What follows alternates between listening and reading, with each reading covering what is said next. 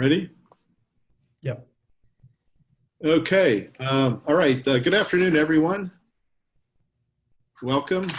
Thanks for attending this Zoom meeting that we have scheduled with our special guest, Larry Reed. This is another virtual event of the Bastiat Society of Washington, D.C. My name is Steve Dewey, and I am the Chapter Director of our Washington, D.C. chapter of the Bastiat Society. For those of you who are not familiar with the Bastiat Society, it is a public outreach program of the American Institute for Economic Research, otherwise known by its acronym AIER. The purpose of the Bastiat Society is to educate and promote the ideals of free market economics, sound money, and a free society. The Bastiat Society has now grown to 40 chapters around the world. We keep growing. We have 17 chapters in the United States and 23 chapters in foreign countries. And today I'm very excited to have Larry Reed as our featured speaker. Larry is the President Emeritus of the Foundation for Economic Education based in Atlanta, Georgia. And he will be speaking today on the rise and fall of ancient Rome and its modern parallels, including similarities with the United States.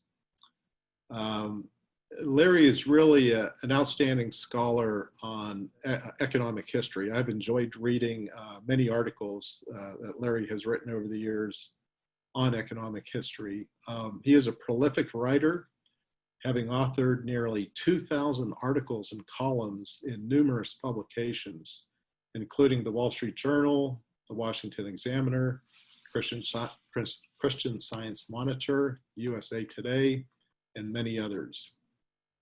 He is also the author of several books, including a book he just recently published just a couple of months ago entitled, "Was Jesus a Socialist?"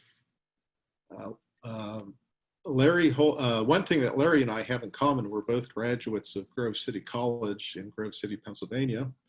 Larry holds his BA degree in economics from Grove City College and an MA degree in history from Slippery Rock State University.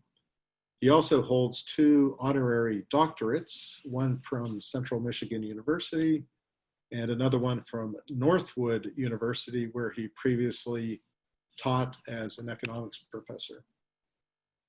So before we start our discussion with Larry, please note that we will set aside at least 20 minutes for a Q&A session for attendees to ask Larry questions.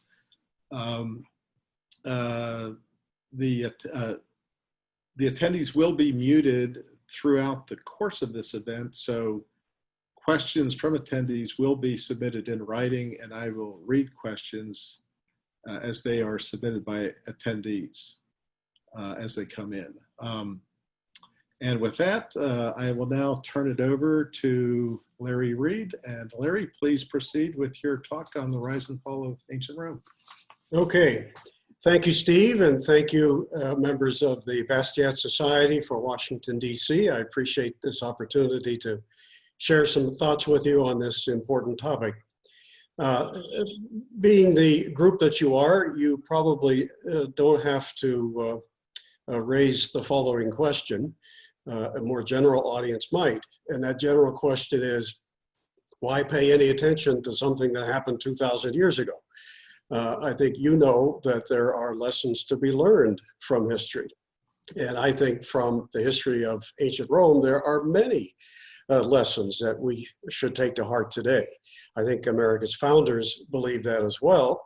In many ways, when they established the American Republic, they drew upon what they thought were the best practices of the ancient Roman Republic, and they also wanted very much to avoid the troubles that it got into, and most notably the demise of the Republic and its replacement by an imperial autocracy that we call the Roman Empire. And you are very familiar, I'm sure, with that famous line from the philosopher George Santayana, that those who ignore history are condemned to repeat it. I have a quote along these lines from a Roman historian of the first century AD. So he was looking back on the 500 years of the Republic and roughly the first 100 years of the empire. His name, of course, was Livy. And here's what he said about the importance of looking at the past. He said, there is an exceptionally beneficial and fruitful advantage to be derived from the study of the past. There you see, set in the clear light of historical truth, examples of every possible type. From these you can select for yourself and your country what to imitate, and also what, as being mischievous in its inception and disastrous in its consequences, you should avoid. Roman history, from which we can derive all these incredible lessons, many of which we'll touch on, spans about 1,000 years, and fairly conveniently about roughly 500 years before the birth of Christ, and 500 years roughly after Christ, and with his birth pretty much right smack in the middle. The first 500 years is the period of the Roman Republic, which began in, as America did, in revolt against monarchy in 509 BC. It ended, and this is the subject of a little bit of dispute among historians, but certainly they all agree that it ended very late in the first century BC. Some will say, as I do, that it ended with the assassination of Cicero in 43 BC. Others will say, no, it lingered a little bit longer to 27 BC, when Emperor Augustus became the first of a long line of emperors. But whichever of those dates, a few years apart, you may pick, that's roughly 500 years of a republic, which ultimately collapsed and was replaced by an imperial autocracy, the period of the empire. Now, a lot of Americans whose understanding of Roman history may be minimal or sketchy, they have heard people talk about the parallels between ancient Rome and America. And there are some that we will touch on, but so often they forget that Roman history in that 1,000-year period really has two distinct halves. The first half, that of the Republic, looks very different than the second half, the period of the empire. And I think the parallels that are interesting for Americans today, the parallels with developments in recent American history, are much more prominent in the earlier period, the period of the Roman Republic. As I mentioned, it began when Romans overthrew monarchy. They had a stretch of 7 different kings. The last of them, Tarquin, was overthrown in 509 BC. Romans had had enough at that point of one-man rule. And amazingly, they did something at that moment, having overthrown Tarquin, that is almost without parallel in history. Well, certainly up to that date without parallel, and not very frequent in history for all time. They decided that they were going to disperse power, keep it out of the hands of a ruler who would have, as they were accustomed to, virtually total power, spread it out, and put safeguards in place so that power could not become so concentrated again as to be a threat to basic human liberties. This was the establishment of the Roman Republic. They said essentially no more monarchs, no more concentration of power in a single person. So they established what we call the Roman Republic, which had some remarkable features to it. Instead of one person at the top, they put 2 people at the top. The most senior position of the Roman Republic was that of consul, and there were 2 of them. Each one could veto the decisions of the other, and they didn't have total power, as you'll see in a moment. And they were term limited, incidentally, to 1 year. 1 year, and then they were gone. They could come back later after a period of time, but they could not have 2 consecutive terms of 1 year. Each could veto the other, and so that sort of tied the hands of the 2 guys at the top. The Romans also had a Senate, which was comprised, in fact, pretty much always was, from even before the establishment of the Republic, under the old monarchy, when it had very limited power, and then all the way through the end of the Roman Empire. The Roman Senate was comprised of, you might say, noble families. From much of the Republic's history, they were descendants of or members of about 50 Roman families, many of whom could trace their origin back to the very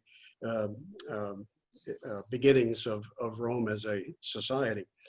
And the Senate had ability to check the power of the consuls in various ways, but they weren't the end of the structure of the Roman government either. On top of that, they had popularly elected assemblies.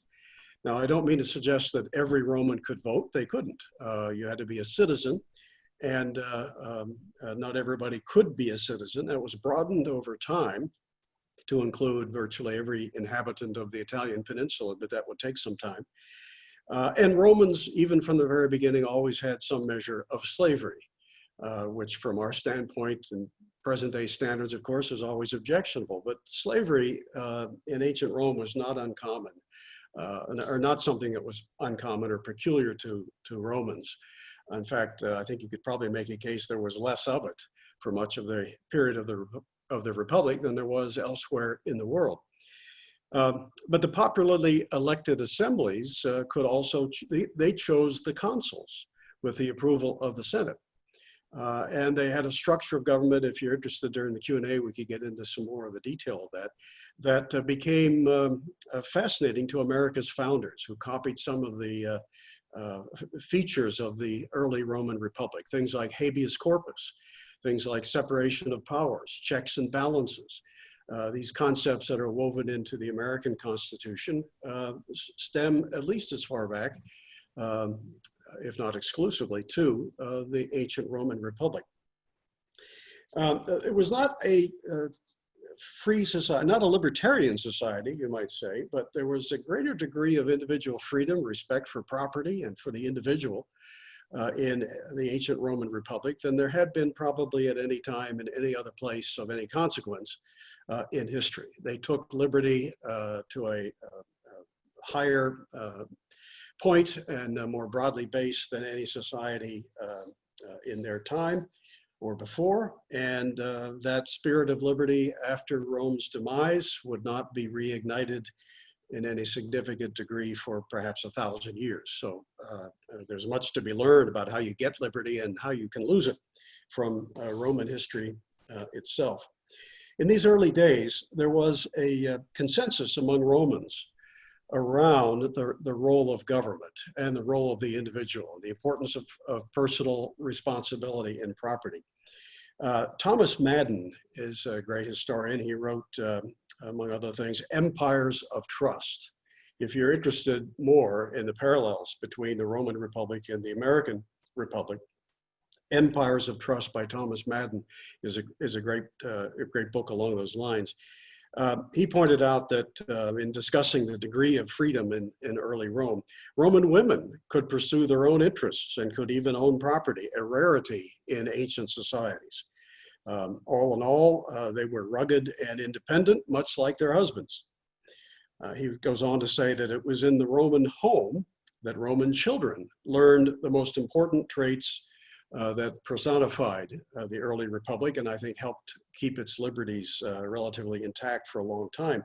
Traits like dignity, gravitas in their word, self-control or continentia, diligence, industria, goodwill, which was benevolentia, loyalty and a sense of duty, pietas, candor, simplicitas, and above all, a kind of courageous manliness that we would call virtue, they called virtus.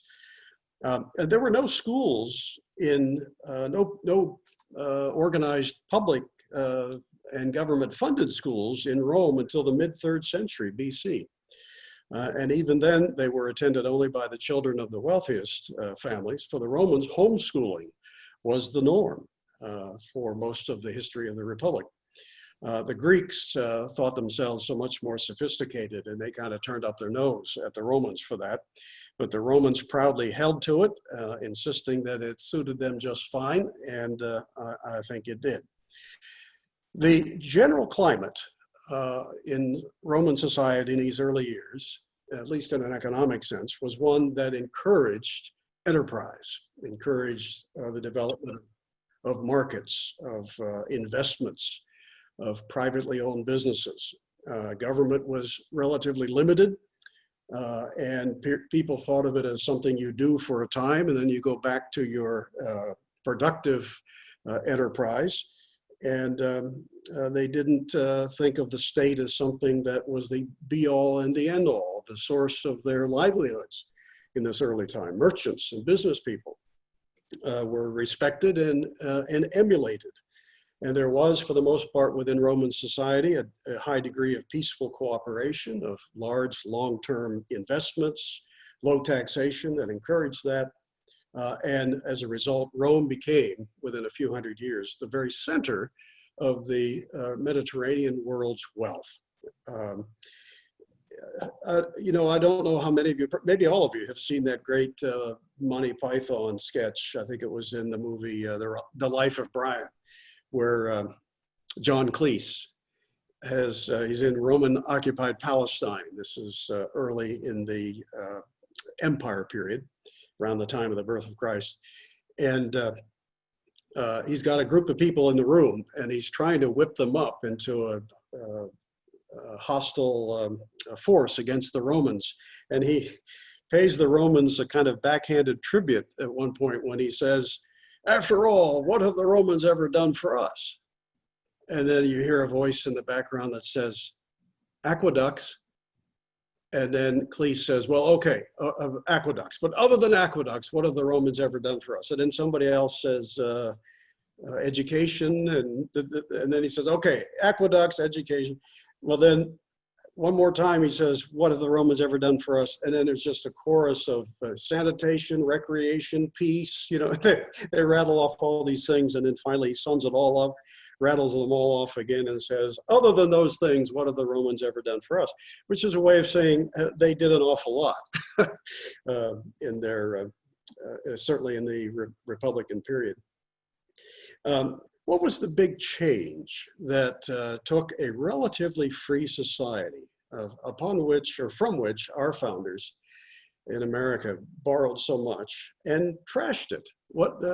How do you explain how this happened? And I want to frame the balance of my remarks in that context. I want to suggest to you that in my belief, there were three forces in the ancient Roman Republic that built up over time, more present in the latter part of it, that are responsible more than anything else for the demise of the Roman Republic.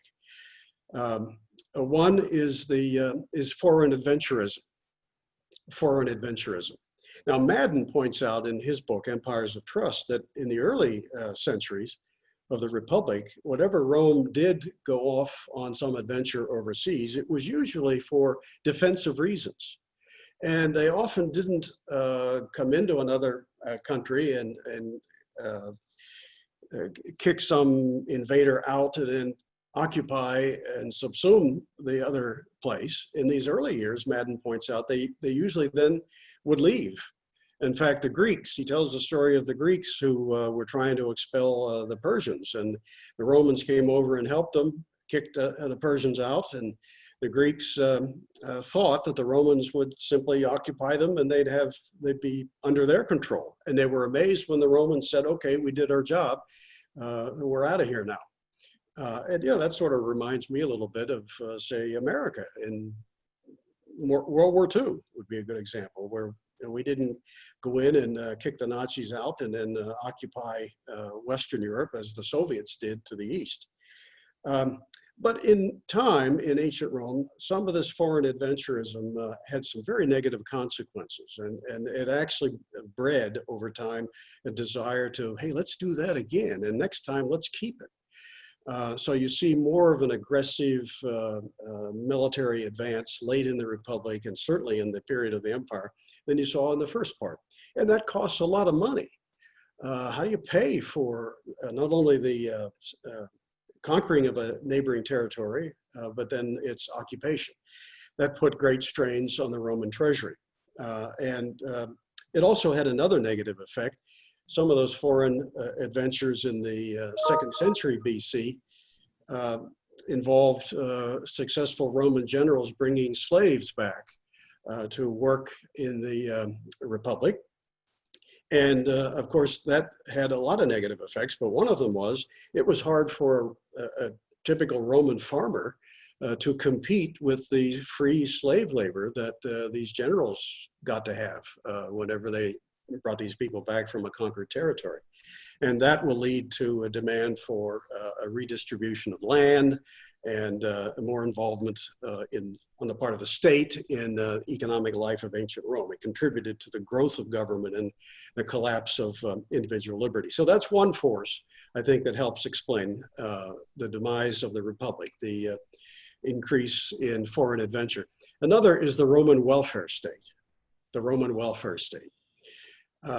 I'll give you some examples of that in just a moment, but let me tell you a story that has a lesson to it that describes, I think, what we can learn from the Roman welfare state and so many others in world history. Forgive me if you've heard this story. It goes back, at least I know, as far back as a guy named Tom Anderson, who I knew as a friend. He was a political humorist from Tennessee, and I heard him tell this story probably 40 years ago. It's the story of a group of wild hogs. And this group of wild hogs had survived floods and freezes and fires and droughts and hunters and dogs and you name it. They lived on a bend of a river somewhere in Georgia. And nobody thought that these wild hogs could ever be captured. And one day a stranger came into town, not far from where the hogs were, and he went into the general store. He said to the storekeeper, "Tell me where I can find the hogs. I have a plan to pen them up." And the storekeeper laughed at him and said, "Well, you'll never do that." But he nonetheless gave him some general directions, and off the stranger went with nothing but a few sacks of corn, a one-horse wagon, and an axe. And a few months later, he came back into the store, said to the storekeeper, "Well, I've got them all penned up near the swamp. I need some help to bring the hogs out." And the storekeeper couldn't believe it. And others came from miles around to hear the story of how this guy had penned the hogs that everybody thought could never be rounded up. And he said, "Well, it was really rather simple. At first, I made a clearing at the center of the forest with my axe. And then I put some of the corn at the center of the clearing. And for the first few days, none of the hogs would come out and take any of it. But after a while, the young ones would come out, grab some of the corn, and then scamper back into the underbrush.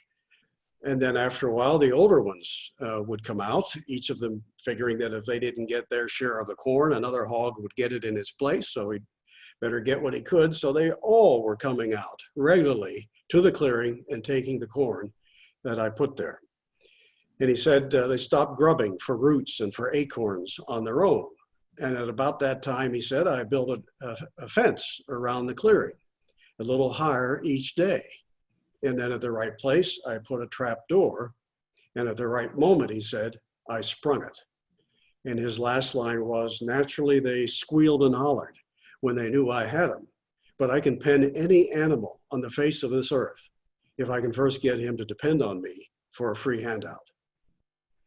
That is a commentary on what happened in the last century or so of ancient Rome that frittered away the old virtues that had built Rome in the first place, the virtues of independence, responsibility, hard work, respect for the lives and property of others, and so forth.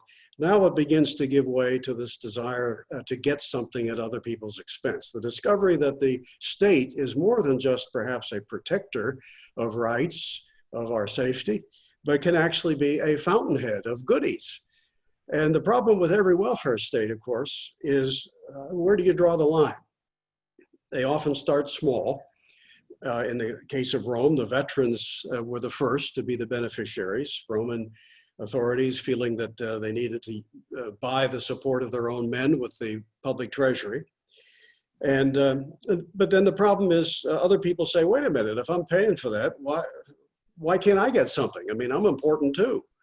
And then they start to make a case that, well, here's my argument for getting something at other people's expense. Just get it, and I don't care how, when, just so you do it quickly.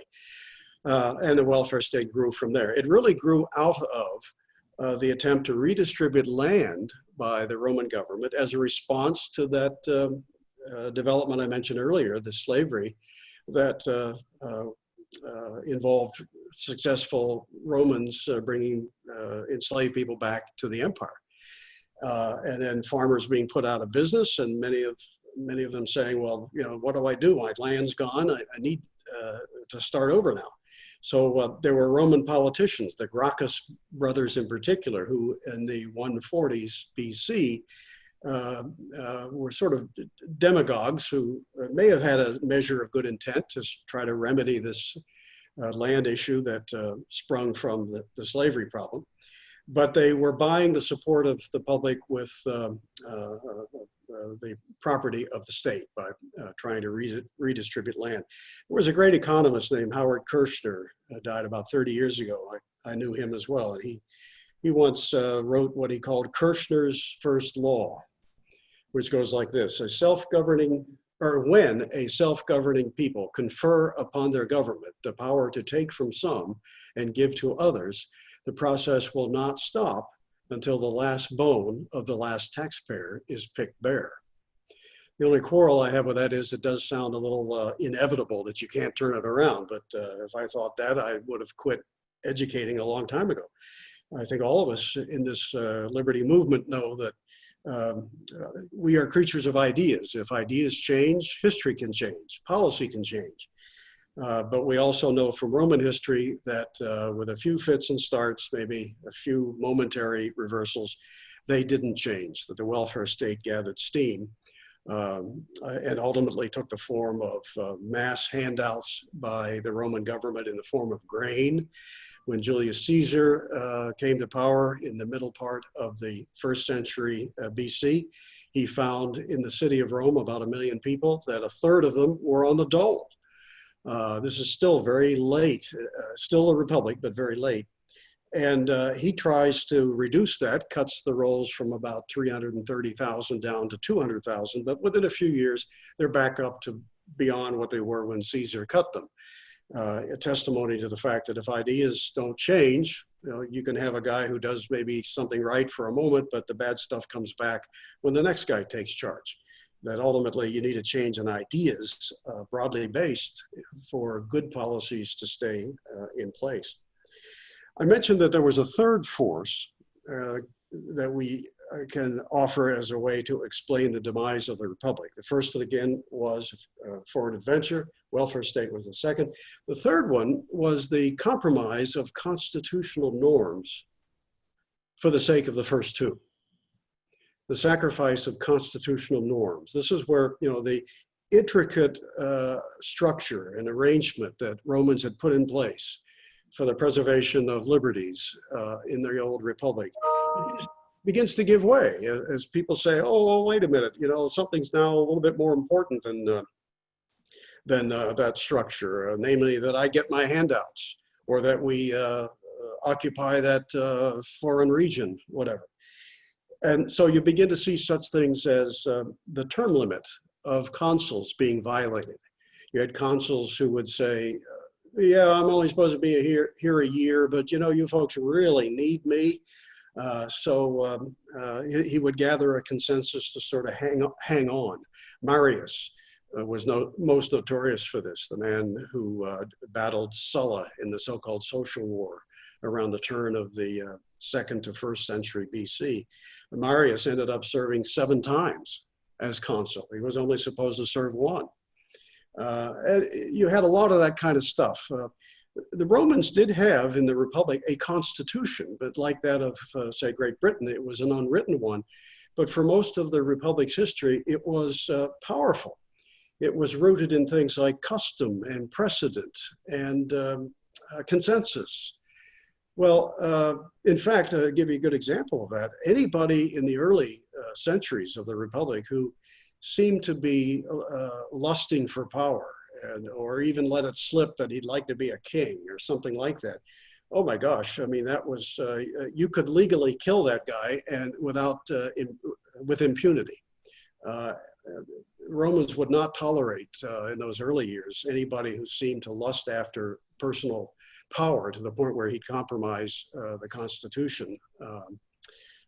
But increasingly, they do begin to do that. Marius did it, one consul after another, and all the other positions as well. You see this sort of thing happening over time, where the desire to maintain a structure beneficial to liberty sort of collapses, and people just start saying, oh, forget that, you know, that's old fashioned. Let's do what we want, instead of abiding by the rules. Hardly have to make any parallels for you on that score with what we've seen in recent American history.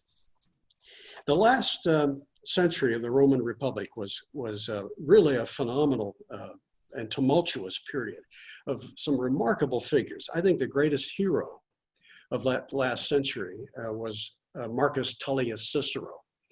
Just want to say a few things about him, because I personally date the end of the Republic to his assassination in 43 BC, but he was born in 106 BC.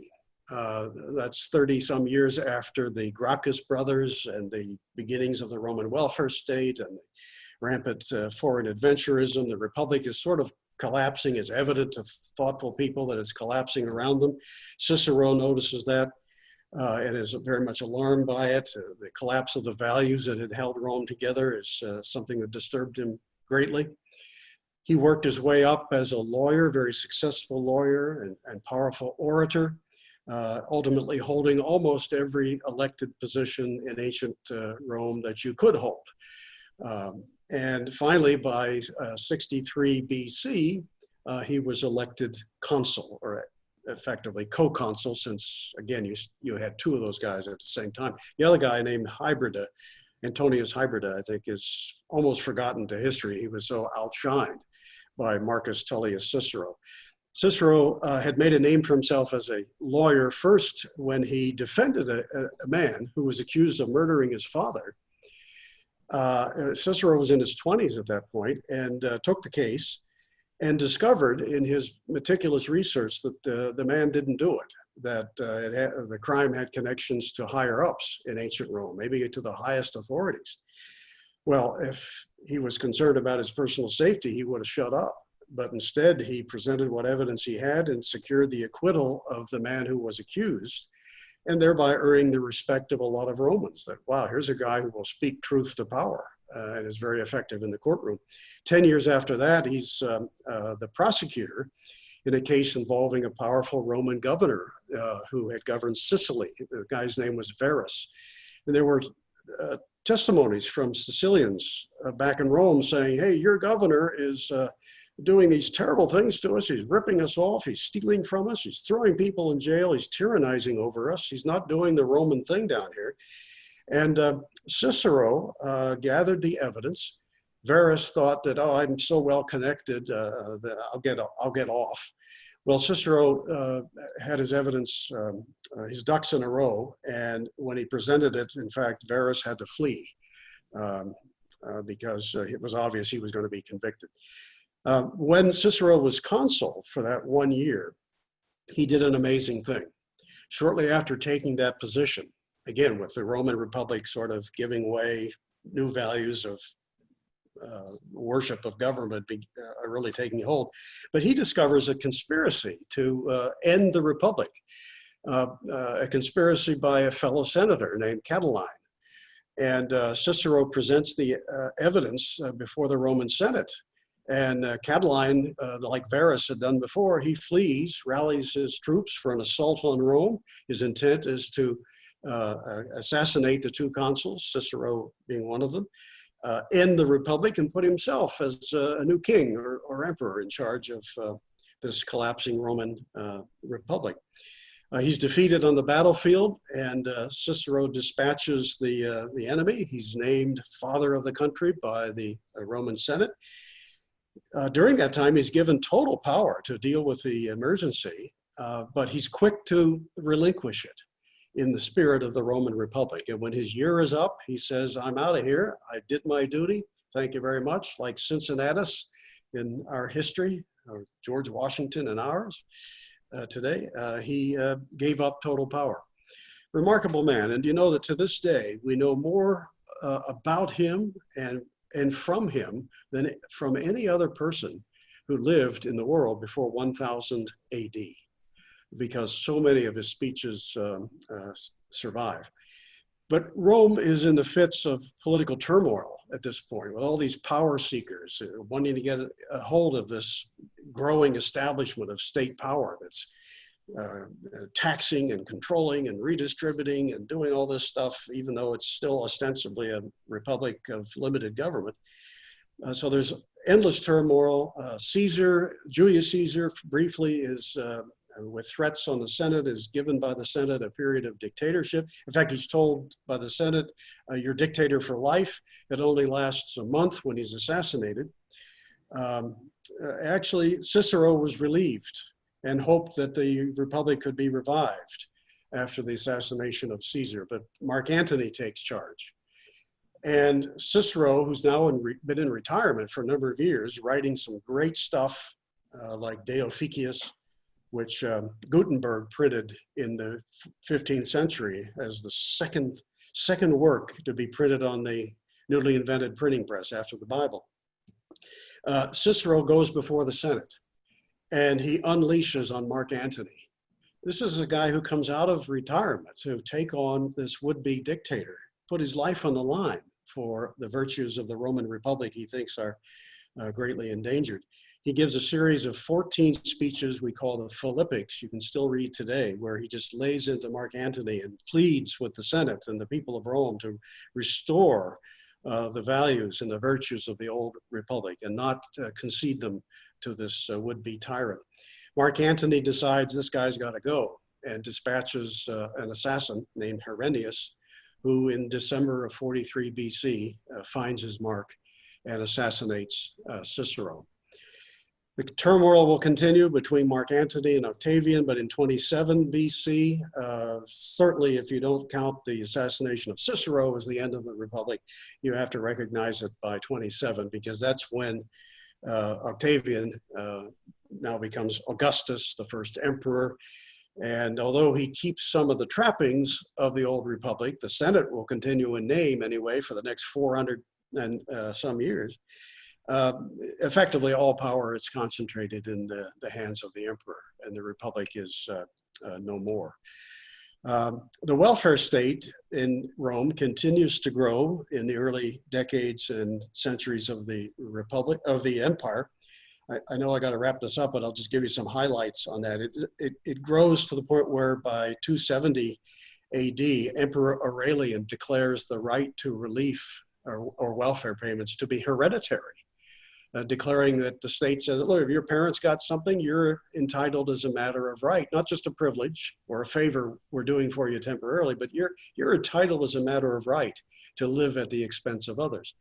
Emperor Domitian before him, if this sounds familiar, you'll harken back, I'm sure, to the Great Depression years, but Emperor Domitian, in an effort to raise the price of wine, ordered the destruction of half of the vineyards in the provinces. Sounds like the AAA of 1933 in some ways. There was a financial panic, incidentally, in the first century, around 33, I think it was, or 38, I forget, around the time of Christ's crucifixion, the financial panic. And the Roman government responded with a massive infusion of zero interest loans to people and businesses to stimulate the economy. Before that time, or at least about 20 years later, you've got Nero as the emperor. And before him, for the most part, the Roman government, if it needed more money for stuff like that, it would tax more, or it would order the soldiers to go dig a little deeper in the silver mines so they'd have more silver to mint more coins. It was under Nero that the Roman Empire began the process of monetary degradation, where the emperors would call in the coins of the realm, melt them down, mix in cheaper junk metals, tin, whatever, and so as to have a larger mass of molten metal from which they could make more coin, which meant the precious metal content continues to slide. It was 94% silver under Nero when he started, 94, 96% silver. By the time of Aurelian, 200 years later, it was 0.02%, just a speck of silver. The rest was all junk metal. There's a great book by historian Max Shapiro. It's probably 30 years old now, called The Penniless Billionaires. And he has 4 chapters, on each one on a different episode of hyperinflation in world history. And the first chapter is on what he calls cyclonic superinflation of the 4th century AD, when it really got so bad. They were manufacturing more money, lickety split, cheap junk metal money, to where prices were soaring at the drop of a hat. And you'd think maybe at that point, Romans would have said, wow, look what we've done to ourselves. The Roman coin is essentially worthless. We got to have the government quit doing that. But mentalities were so off the wall by that point, they didn't point the finger in the right direction. And beginning with Emperor Diocletian in 301 AD, they responded to hyperinflation with price controls. He issued the Edict of 301, which was mandatory wage and price controls under penalty of death for violating them. At the Smithsonian, there is a permanent exhibit to Diocletian's Edict of 301, and you can see all the prices that he fixed of everything. He also froze people in their occupations. If you were a shoemaker, you had to stay a shoemaker, and your son had to be a shoemaker, just like maybe your father before you. So the economy, instead of being relatively free and flexible, now becomes rigid and top-down, essentially a centrally planned cesspool of disastrous proportions. And ultimately, the Western Roman Empire will fall to invading barbarians in 476 AD. That's the year that we usually say the western part of the empire had been divided into east and west, under Diocletian, in fact. The Western Empire falls to the Goths when Alaric the Goth enters the city of Rome with his troops, pushes aside the last of the Roman authorities and declares himself in charge. The Eastern Empire will continue for another 1,000 years, roughly, until Constantinople, its capital, is taken by the Muslims. So anybody who looks back on ancient Rome, to quickly sum up, and says, well, the lesson there is, some crackpots once suggested that it was the lead in their pottery that caused them to die off or to lose their liberties. I never saw the sense in that. Or that it was the foreign barbarians that did them in. I think Rome fell like a ripe plum. They had something going for them for 500 years that they lost appreciation for. And they no longer held the values of the Roman Republic that made them such a formidable force and a prosperous region. When they lost their values or their character, they lost their liberties. And it would take a little longer before they'd lose everything, but that finally happened in the West in 476. The lesson here is it's suicide that did the Romans in, not any foreign influence. And it's suicide that typically does do most civilizations in, rather than a foreign invasion. So with that, I want to say thanks for letting me go a little longer than we planned, but we still have, what, about 35, 20, or at least the 20 minutes we planned for questions. So we have a good 20 plus minutes for Q&A. And we've already got a couple of good questions here. First question here, this is from James Bond. James, thanks for attending and for your question. And before I read James' question, it's so closely tied to one of my own questions, a question I was going to ask about the Roman Senate. So I'll tell you my question, then I'll read James' question because they're really very closely related. So my question was, if you could provide a brief historical summary of the Roman Senate. Okay. And I think that the size of the Senate changed over the Yeah. years. I think it went up, it went down, went back up. And sort of, how did the Senate come about, and how did it eventually end? So that's basically my question. Okay. And then, Okay. well, maybe you want to just hit that, and then I'll go to James' question. Okay. Yeah, oftentimes it's presented as if it came into being at the birth of the Roman Republic in 509 BC, but actually there was a body called the Senate under the old monarchy. It just had minimal power, and it was made up of, for want of a better term, the noble families, aristocratic families had minimal authority. But the Senate really comes into its own in the early period of the Republic, when it is a critical element in the structure of the Republic, a critical element in the checks and balances and the separation of powers that the early founders of the Republic intended. The Senate is given certain powers, and not everything. It's not all powerful. But it is very much an aristocratic institution, always was, made up of a few dozen families who had been powerful or notable or in government in some way, even going back to the pre-Republican days. And that's the way the Senate will be until the collapse of the empire in 476. It's still around even at that late date, although the emperors pretty much had made it nothing more than a rubber stamp. There was a struggle between the Senate and the popular assemblies, the more broadly speaking, the general public, that is often called the conflict of the orders. The patricians of the Senate versus the plebeians, the common people of the commoners, you might say, of the Roman Republic.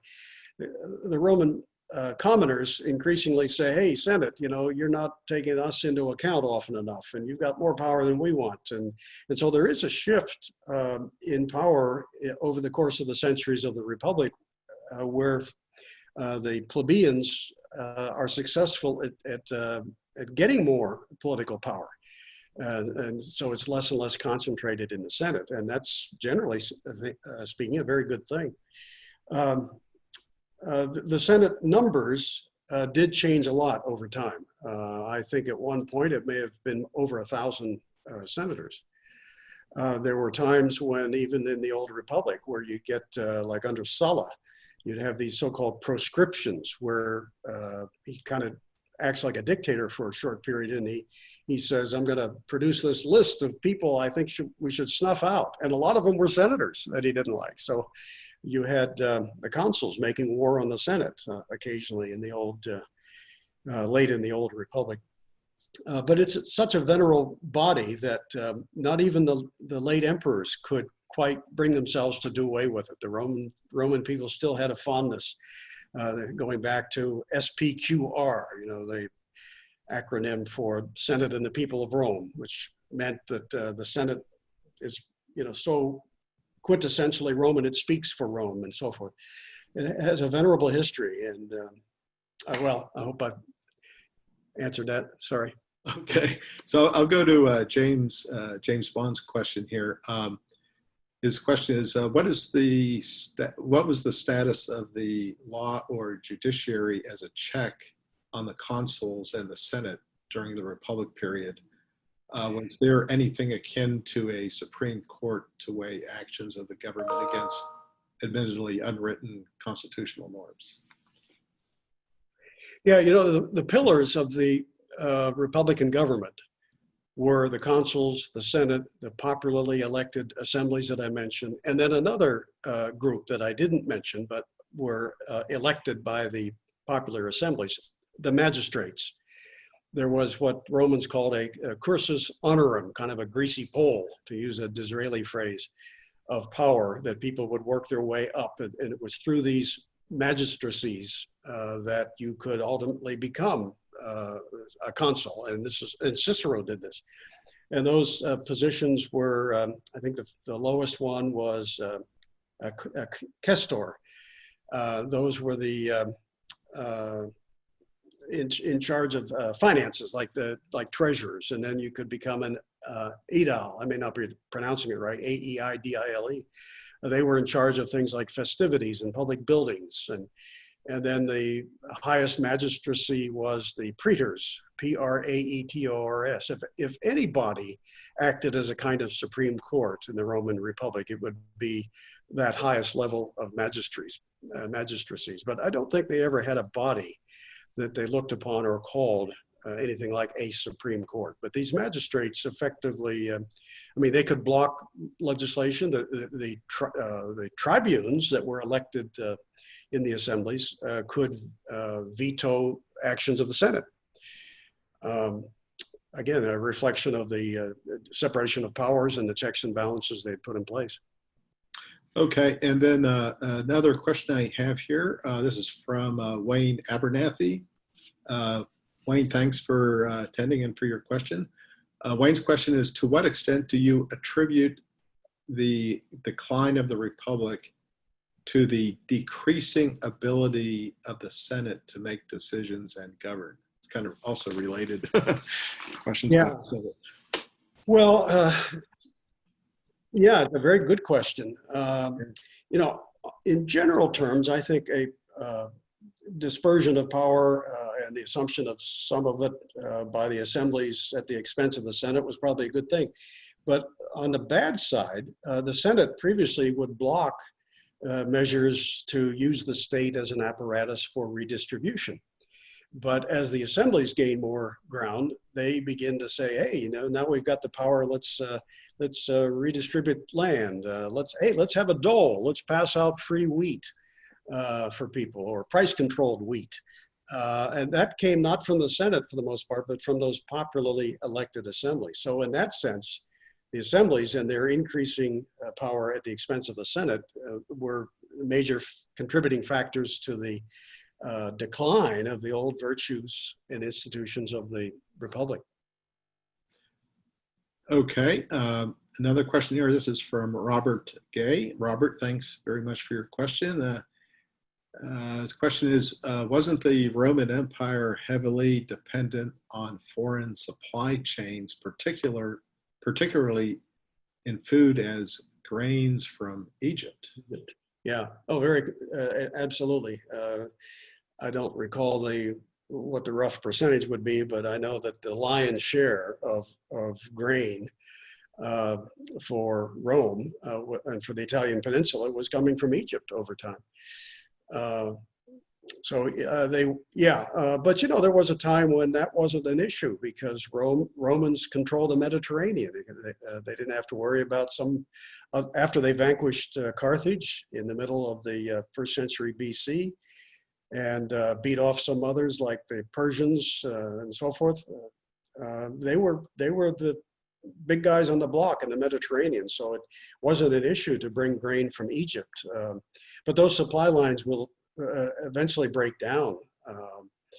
And in the last century of the empire, there are frequent periods where Romans are either under siege or certainly wondering where their next meal might come from because of supply lines being cut by the so-called barbarians that were assaulting the empire from almost every corner. Okay, another question here. That is from Tom Mathis. Tom, thanks for your question. So Tom's question is, could it be argued that the American Republic is really a constitutional monarchy today? I don't believe anyone expects Congress to make law or policy nowadays, but is expected to follow the lead of the president. Actually, I can comment just briefly on that before I turn it over to you, Larry. There's been some books written recently about the American administrative state and how powerful the American administrative state has become. And it's not even really so much the president as it is the bureaucracy. The bureaucracy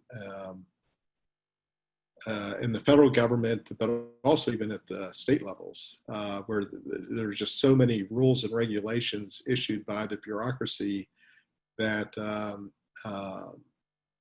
that are not even really, it's really delegated authority from the executive branch to the bureaucracies.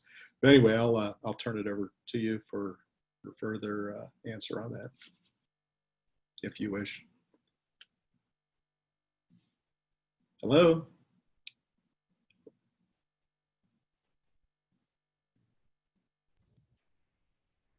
Did we lose Larry? Yeah, we just lost Larry, I think.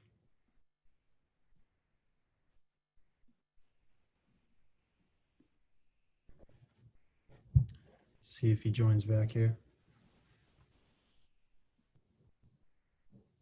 Is he saying there was a storm down there in Atlanta? I think so. Yeah.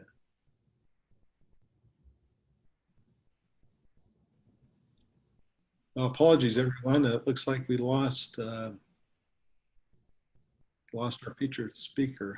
Hopefully he'll be coming back on.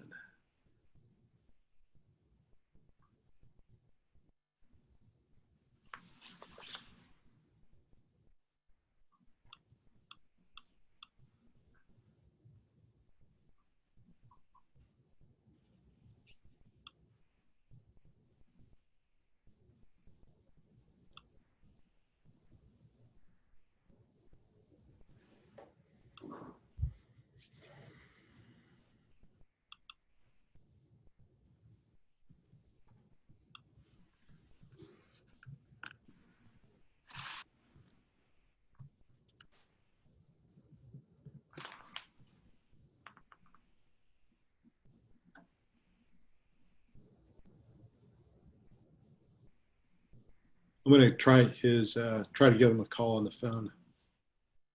Sure.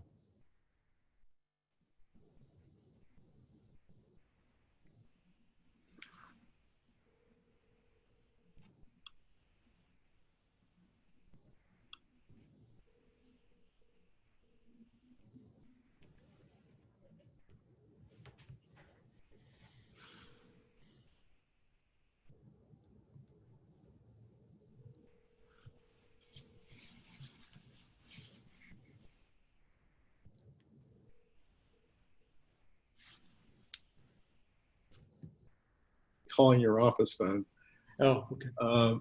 Okay, so anyway, try to continue here where we left off. So we were at a question from Tom Mathis. His question was, could it be argued that the American Republic is really a constitutional monarchy today? I don't believe anyone expects Congress to make law or policy nowadays. Yeah. Well, of course, I get the point, and I think there's a lot of validity to it. We don't have a hereditary leadership. That aspect of monarchy we don't have. But in terms of the legislative body deferring to the executive branch, that happens all the time, as you know. I mean, it used to be that budgets originated in the Congress, but now they sit around and wait for the president to present one. And then the degree of power that Congress has simply shifted over to the administrative end of government is just immense, where they create these bureaucracies and say, now you regulate this, or you do that, we'll see you later. And those bodies act as if they had every, as if they're completely in charge of that aspect of our lives. So there's a lot of deferral to the executive branch by the legislative branch that is making us look more and more like, if not a monarchy, at least some kind of top-down concentration of power, or whatever you want to call it, in the executive branch. Yeah, I lament that. And we saw that in ancient Rome too. Yeah, I'll just flash up on the screen for Tom's sake, two books that I would recommend. Is that backwards reading? No. Oh, The Administrative State. Philip Hamburger? Yeah, by Philip Hamburger. He talks about how the administrative state, or in other words, the bureaucracy, has really gained too much power in the United States. And it's really the fault of the Congress and also the judiciary and even the president. They've just delegated way too much authority to the bureaucracies. I mean, I think we have something like 860 different departments and agencies at the federal level. And I'll just flash up another book. This is another good book written by Peter Wallison, Judicial Fortitude. This is also an excellent book by Peter Wallison talking about how the judiciary, the American judiciary, has also delegated way too much authority to administrative agencies. Yeah. So, And you know, this loss of congressional authority and this growth of concentration of power elsewhere should have been entirely predictable from the start, because as government gets ever bigger, as it has for decades now, you can't expect any reasonable people to say, well, I can still handle this. No, they say, well, it's just so big now, and I'm so busy focused on my reelection, I can't get involved in this, so we'll leave it to this agency. And that's an inevitable result of the growth of government. The people you actually then elect aren't really the ones who run the show, because no collection of elected people is big enough or wise enough to handle a $5 trillion outfit. okay, another question, another very good question. This is from Jeff Barrett. Jeff, thanks for your question. His question is, so what do you predict for America in the next 20 years, given the change in our values? Oh, yeah, we all want to know, don't we, where the future may go. Well, I probably have painted a pretty grim picture to you. It's hard to look at those parallels or those lessons from Rome and what we've been experiencing and not come away a little bit gloomy maybe, but I'm still an optimist. I don't know what the future holds, but I do know that there's nothing automatic, there's nothing guaranteed, except that you reap what you sow, but you can change what you sow. And if good people armed with good ideas are persuasive enough with a sufficient number of their fellow countrymen, they can make monumental changes. And that's what all of us, and you folks included, are trying to do in our various capacities and professions, trying to make the changes. If ideas of liberty and free markets and the things that made Rome great in terms of limited government, if they're once again something that people are willing to appreciate and to even die for, well then we can turn things around. So right now, if nothing changes, 20 years from now, we may not recognize America. It may well be the power at the top of the heap may be so concentrated we won't recognize our institutions and to which we elect people. That would be very sad, but that's where we're headed if we don't turn things around. Just don't give up. Never let the other side win anything without a fight. Yes, agreed. So we're running a little short on time. I'm going to try to get in two more questions here from Ann Vroom and from Dimitri Vitas. See, Dimitri, his question is, what was the dependence of Rome on tributes from occupied areas, and how much did they lose over time? Oh, that's a good question. That's not one I'm able to give you much of an answer to.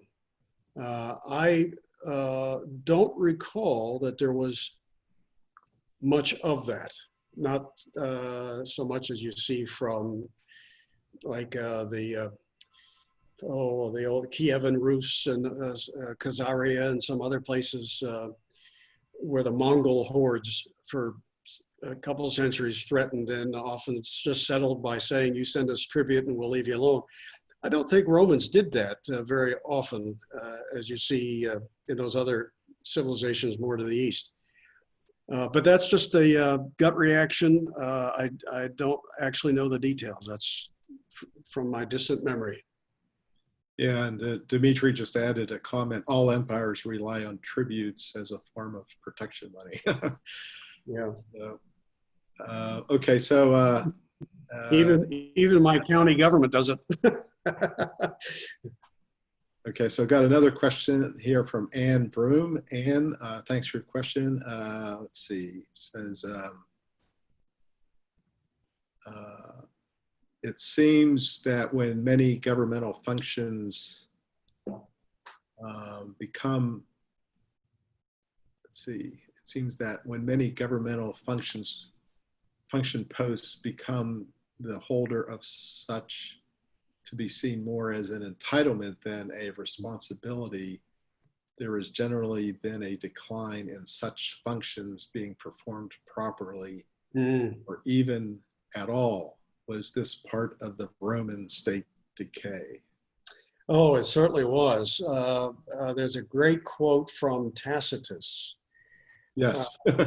And you brought it up in some email exchange. Yeah. I don't have it handy, but where he said that.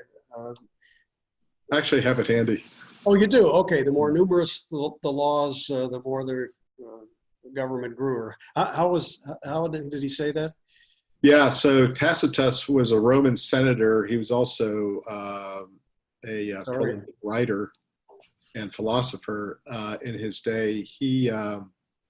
So he lived from about the middle of the, I think from like AD 34, the year 34, I think was when he was born. And I think he died sometime maybe like 120 AD.